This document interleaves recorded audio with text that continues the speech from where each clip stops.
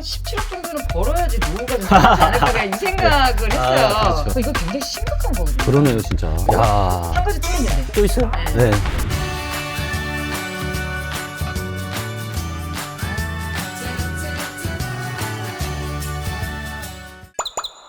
안녕하세요. 반갑습니다. 부동산 재테크의 왕, 부킹의 리치톡톡 김기원. 부자멘토 이지은입니다. 반갑습니다. 어떻게 우리 부자멘토 연휴는 잘 보내셨나요? 네네. 네. 뭐 열심히 뭐 책도 쓰고 네. 또 이렇게 놀기도 하고 아, 이렇게 네. 좋은 시간 보냈습니다. 아, 그러셨군요. 네, 네. 네. 저도 또 뭐 리치고가 이제 출시가 됐잖아요. 네. 그래서 지금 24일에 이제 베타 버전을 이제 첫 출시했는데 네, 네, 네. 그래도 굉장히 많은 분들이 또 다운로드 받아주시고 그래서 네. 지금 뭐 인기 부동산의 인기 인기 앱 5위까지 올라가고 그러셨더라고요. 그렇죠. 진심으로 이제 감사하게 생각하고요. 네네. 좋은 서비스 계속해서 잘 한번 만들어 보겠습니다. 네. 자, 그리고 이제 저희가 방송을 지금 한 10m 정도 이렇게 해왔는데, 부자 멘토님의 스토리를 저희가 또 이야기는 네. 또 안 해봤잖아요. 제가, 부자 멘토님의 이제 책을 두 번째 책은 제가 최근 읽었었는데, 첫 번째 책은 사실은 안 읽다가 최근에 제가 읽었거든요. 근데 네. 내용이 너무 좋은 거예요. 네. 그래서, 이런 어떤 철학과 가치관을 가지고 계신 부자 멘토님의 어떤 이런 스토리를 우리 시청자분들하고 같이 공유하면 너무 좋겠는 거예요. 좀 오늘은 그런 내용을 좀 해보도록 하겠고요. 2018년에 나는 소액으로 임대사업해서 아파트 55채를 샀다. 예, 이 책의 저자이시고 최근에 2020년에 위기를 기회로 바꾸는 부의 공식이라는 두 번째 또 베스트셀러를 내신 유명한 이제 저자시고요.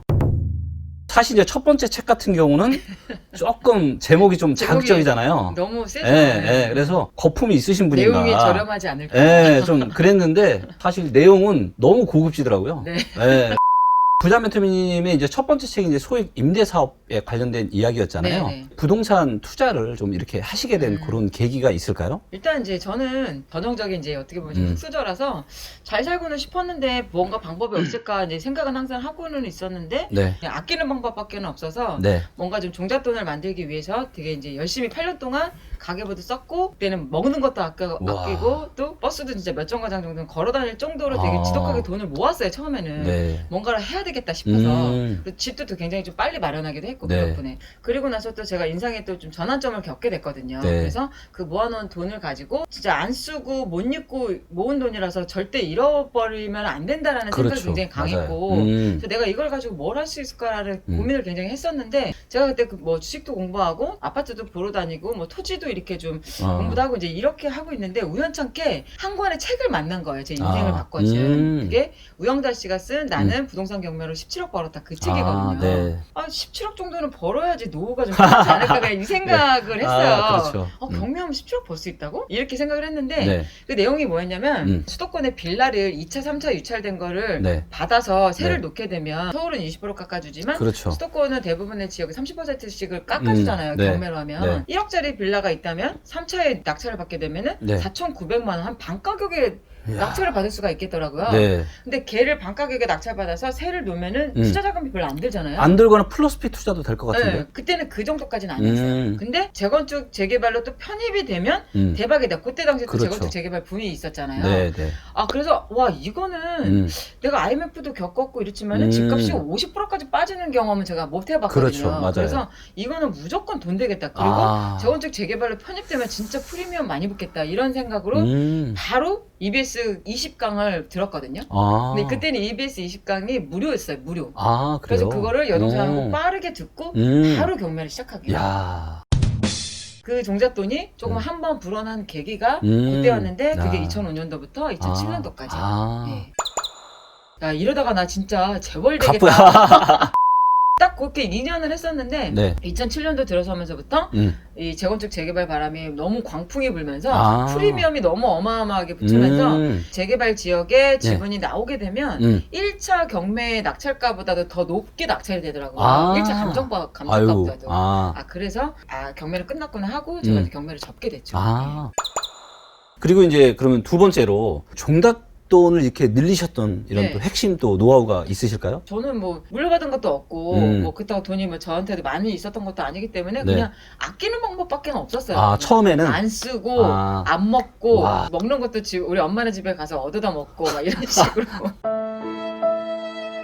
요새 젊은 친구들이 사실은 종잣돈을 모으지를 못해서 사실 부동산 투자를 못 하잖아요. 네. 아, 그렇죠. 요즘은 뭐라 그러죠, 그걸? 그냥 욜로. 욜로. 네, 그냥 뭐 인생 뭐 있어 그냥 그러니까. 쓰고 보는 거야 뭐 이렇게 그렇죠. 하는데. 맛있는 것도 먹어야 되고 여행도 가야 되고 그렇죠. 놀아야 되고 이러니까 맞아요. 소비가 미덕인 시대다 보니까 종잣돈을 못 모으는데 종잣돈이 없으면 부자가 될 수조차도 없잖아요. 기회조차가 그렇죠. 없는 맞아요. 거니까. 그래서 종잣돈을 모을 때까지의 어떤 고통이나 이런 인내를 가지는 사람만이 그래도 부자가 될 수 있는 기회를 얻을 수 있다. 저는 이런 얘기 되게 진짜 좋은 얘기인 것 같아요. 네. 그래서 우리 부자 멘토님 이야기 하신 것처럼 일단은 종잣돈을 만들면서 네. 부동산에 대한 공부를 해서 네. 그 종잣돈을 근간으로 부동산 투자로 자산을 늘려라. 네. 이게 어떻게 보면 핵심 노하우겠네요. 네. 그죠? 제가 제 유튜브에도 가계부를 살짝 공개한 게 있어요. 궁금하신 분들 유튜브도 한번 보시면 좋을 것 같아요. 네. 네.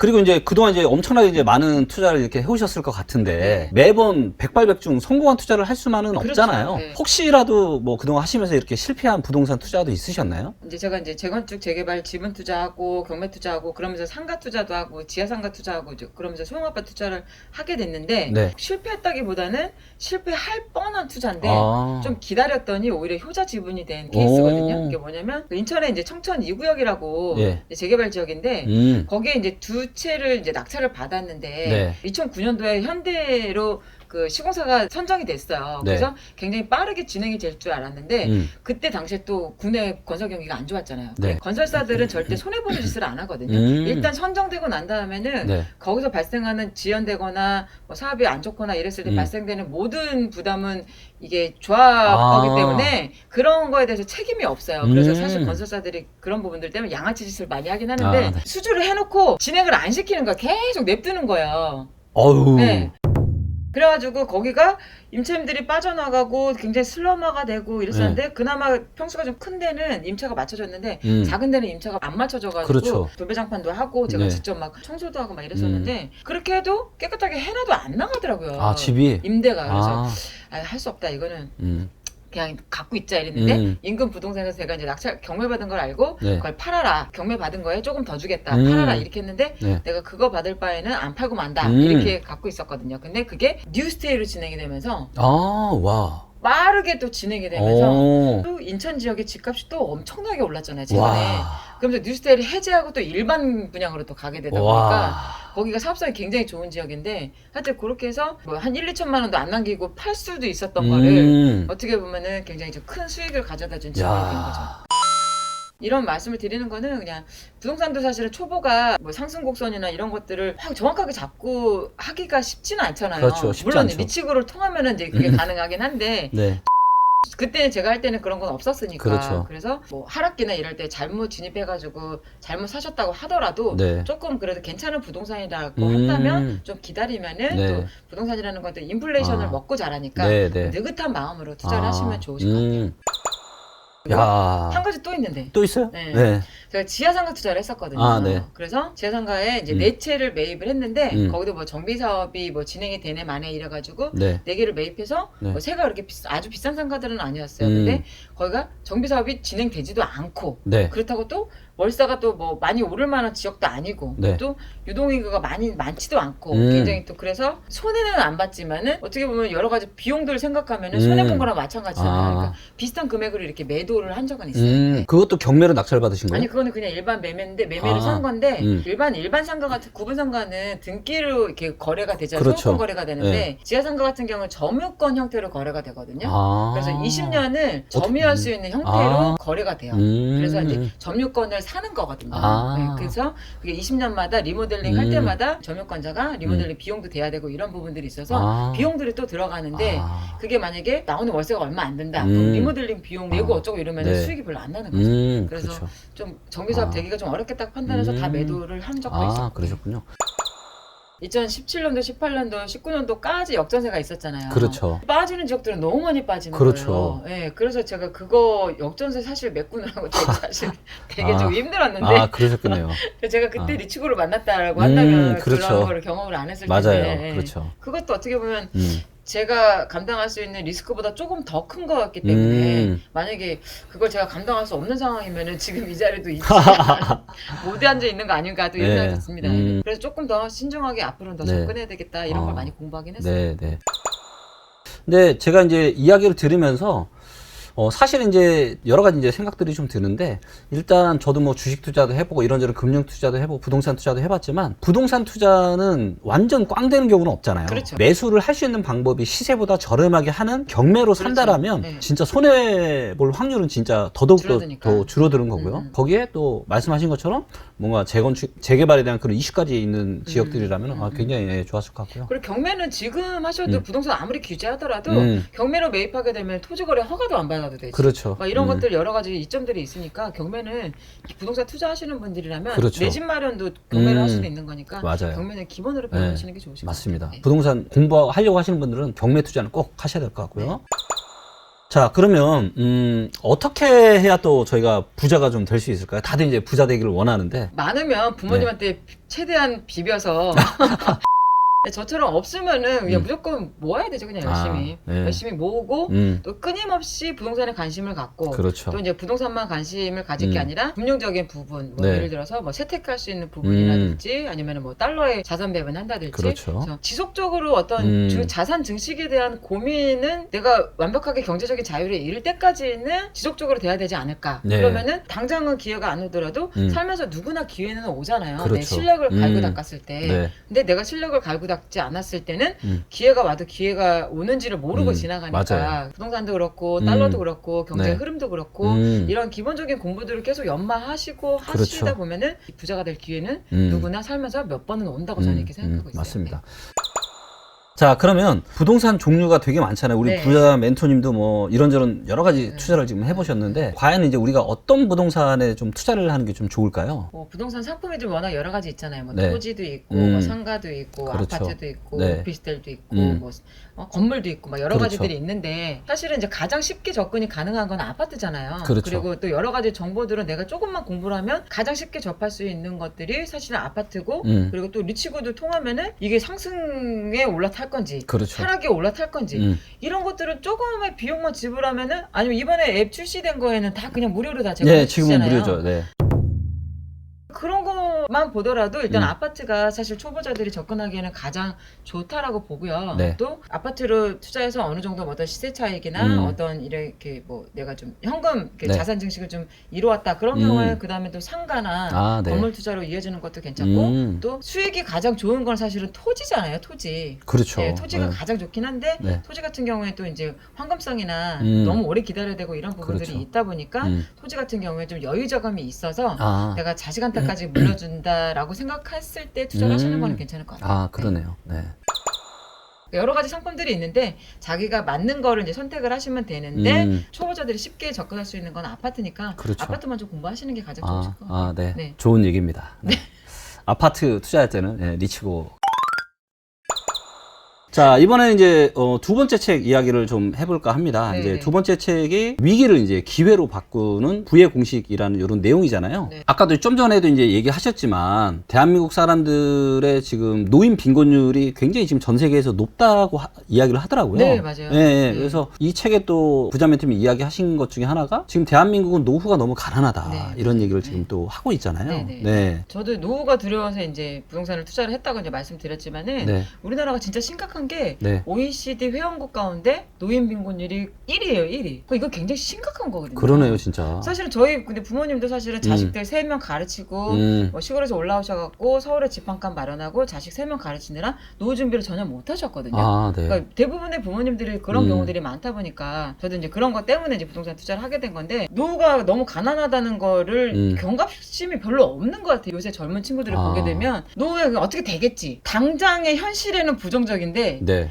미래에는 긍정적이야. 아무 근거도 없이. 어떻게 근거 없이. 야, 진짜. 밑에 미래는 어떻게 되겠지. 그렇죠. 그러다가 진짜 나중에 돈 없이 오래 사는 건 어떻게 보면 재앙이잖아요. 그쵸? 재앙이죠. 네, 재앙이죠. 진짜 재앙이죠. 그래서 그런 부분들 때문에 네. 노후가 굉장히 좀 가난하다는 거를 좀 나도 노후에 가난해질 수 있고 네. 또 나라가 나를 먹여 살리기 힘든 상황인 걸 좀 그렇죠. 인지를 하셔서 좀 부동산에도 그렇고 뭐 다른 이제 금융에도 좀 관심을 가지시면 좋겠다라는 뜻으로 또 이런 내용들을 또 책에 기술을 했습니다. 예. 아니 진짜 중요한 내용인 것 같아요. 네. 저도 이렇게 보면 이제 어르신들 중에서 정말 뭐 친구들이나 내가 아는 지인들 만나서 내가 좀 편안하게 내가 밥 사고 술 한잔 살 수 있는 그런 여유를 가지신 분들이 생각보다 정말 별로 않아요. 없는 것 같아요. 네. 뭐 대기업 다니고 좋은 회사 다닐 때는 그때야 이제 뭐 어떤 직장이라는 울타리 울타리가 있고 막상 그런 울타리를 벗어나게 되면 정말 쉽지 않아 보이시더라고요. 예. 특히 국민연금 같은 경우에는 2042년에 1582조인가? 그걸 최고점으로 찍은 다음에 예.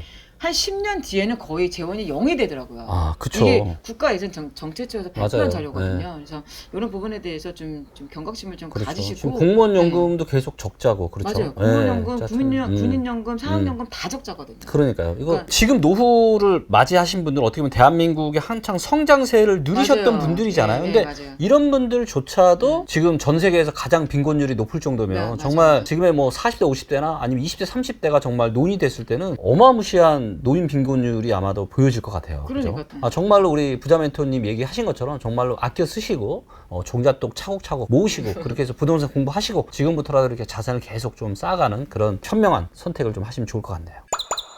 자, 그리고 또 요번 이제 위기를 기회로 바꾸는 부의 공식에서 얘기하신 게 어떤 부동산 하반 리스크를 해지하는 또 달러 투자에 대한 이야기를 또 하셨거든요. 네. 부동산과 달러로 어떤 위기를 또 기회로 바꾸는 요런 부의 공식 이런 얘기를 좀 해주셨는데 좀 이야기를 좀 해주시죠. 저가 이제 부동산 투자를 이제 15년 동안 해왔고 네. 또 이제 제가 처음으로 집을 마련한 게 인천 계산 택지지구에 네. 영남 아파트라고 이망역 바로 근처에 있는 아파트거든요. 25평 아파트인데 거기를 제가 6,700인가 800만 원에 분양을 받았어요. 아, 근데 분양을 예. 근데 그 집이 그 동네에서 제일 비쌌었거든요. 왜냐면 이망역이 가깝게 생긴다고 네. 거기가 제일 비쌌고 다른 데들은 5,900만 원 이런 식이었어요. 네. 그 당시. 근데 25평이었고 방이 3개였고 화장실도 2개였으니까 굉장히 신평면이고 괜찮았었거든요. 그렇죠. 그 집에 이사 가서 너무 좋았는데 네. 그 이후로 IMF가 닥치니까 집값이 뚝 떨어진 거예요. 근데 저는 그때 우리 집값 떨어지는 거는 모르고 그 인근의 32평 집값이 분양가가 8, 9천이었는데 그게 1억 2, 3천까지 갔다가 그게 분양가 밑으로 떨어지는 거예요. 한 7천 막 이렇게 가는 거예요. 그러면은 아니 우리 집값이면 32평을 갈 수 있는데 저걸 못 가는 게 너무 안타까웠던 거예요. 32평을 가고 싶은데. 그래서 제가 그런 경험을 한번 했고 또 2008년도 때도 부동산 가격이 좀 하락하는 그런 경험들을 또 했잖아요. 그렇죠. 근데 그때도 2008년도도 주식에 또 관심이 있어갖고 주식을 좀 공부를 좀 할 때였거든요. 네. 근데 그때 네이버 주식이 8만 원인가 그랬었고 그다음에 다음 주식이 2만 원이었었어요. 그런데 제가 그때 그 못 산 게 지금 한인데 다음 주식이 한 40만 원 가는 것 같더라고요. 모든 주식도 떨어지지 2008년도에 부동산도 떨어지지 다 떨어지는데 유일하게 오르는 게 달러가 올라가는 거예요. 이제 제가 달러에도 이제 관심을 갖게 되고 실물 투자도 하고 이렇게 관심을 갖게 된 계기가 됐는데 부동산도 정책이나 이런 부분들에도 영향을 받지만 사실은 부동산 가격이 크게 하락하는 거는 외적인 요인이잖아요. 그렇죠. 경제 충격, 금융 위기 이럴 때 부동산 가격이 많이 떨어지니까 그렇죠. 그때는 실물, 주식, 부동산 다 떨어지지만 그렇죠. 모든 자산이 유일하게 다 올라가는 거는 안전자산인 달러가 올라가잖아요. 그렇죠. 달러의 자산 배분에서 투자하는 사람은 어떤 위기가 왔을 때 부동산이 떨어진 거를 해지도 할 수 있지만 올라간 달러를 가지고 국내에 떨어진 부동산을 살 수도 있겠다. 그렇게 자산 배분하면은 둘 다 가장 안전한 상품들이잖아요. 달러도 그렇고 부동산도 그렇고 뭐 그렇게 해서 안전하게 자산 배분하면 되게 좋겠다 이런 생각이 들어서 책을 또 이제 집필을 하게 된 거죠. 이렇게. 그 여러 가지 이제 데이터도 있지만 사실 이제 인간 지표 데이터를 저는 가장 중요하게 생각을 해요. 근데 사실 뭐 부동산의 요즘에 이제 주 구매층이 20대, 30대잖아요. 네네. 20대, 30대들까지 산다라면은 더 이상 살 사람이 없는 거죠. 예. 그리고 이제 모두가 이제 부동산을 못 사서 안다라고 너무 많이 지금 올라왔고 또 주식 시장도 마찬가지로 주식에 주자도 관심 없던 사람들이 테슬라 주식을 사고 애플 주식을 사고 삼성전자 주식을 사고 물론 이제 어떤 이런 언택트 시대가 오면서 분명히 수혜를 받는 그런 업종도 있긴 하지만 그만큼 굉장히 많은 사람들이 주식시장에 관심을 가지고 이렇게 하고 있다라는 거는 언제 위기가 올지는 모르겠지만 점점 위험해지고 있다라는 그런 신호로 저는 받아들여지고 그런 측면에서 보자라면 부자 멘토님이 이야기하신 것처럼 혹시라도 온다라면 굉장히 치명타가 될 수 있잖아요. 그리고 그런 치명타는 우리가 막아야 되는 거고 그리고 그런 치명타를 막을 수 있는 유일한 자산은 달러밖에 없다. 그래서 포트폴리오를 배분을 해야 되는 타이밍이 왔다. 저도 이제 이 책을 읽으면서 굉장히 이제 공감을 정말 많이 했었습니다. 워낙 또 다양한 투자를 많이 하시니까 그런 부분에들 많이 공감을 하시는 것 같은데 분명히 결과는 달라질 수는 있거든요. 또 경제 위기가 당장은 안 오더라도 앞으로 계속 지속적으로 올 수밖에 없는 이제 경제 메커니즘을 갖고 있으니까 미리 자산 배분을 해놓으시면 분명히 위기를 기회로 바꾸실 수 있죠. 네, 맞습니다. 오늘은 이제 우리 부자 멘토님하고 우리 부자 멘토님이 쓰신 이제 두 권의 베스트셀러들의 그런 내용들에 대해서 이야기를 나눠봤고요. 저도 이제 오늘 들으면서 정말 여러 가지를 저도 많이 느끼는 그런 굉장히 좋은 시간이었던 것 같고, 우리 시청자분들도 정말로 노후 대비, 노후에 가난한 거는 진짜 재앙입니다. 그렇기 때문에 지금 젊으셨을 때 잘 준비를 좀 해놓으시면 좋을 것 같습니다. 네. 오늘 내용도 좋으셨다라면 좋아요, 구독, 알람 설정 해주세요.